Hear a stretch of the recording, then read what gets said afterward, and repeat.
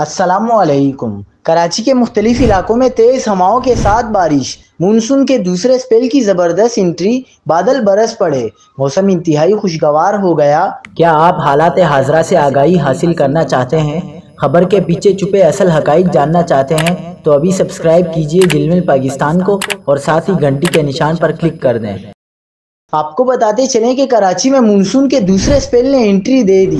شہر قائد کے مختلف علاقوں میں شدید گرمی کے بعد دوپہر کے وقت موسلادھار بارش سے موسم خوشگوار ہو گیا۔ ملیر، قائد آباد، گجری، کلفٹن، گلشن حدید، لانڈی اور کورنگی میں تیز ہواؤں کے ساتھ بارش ہوئی ہے۔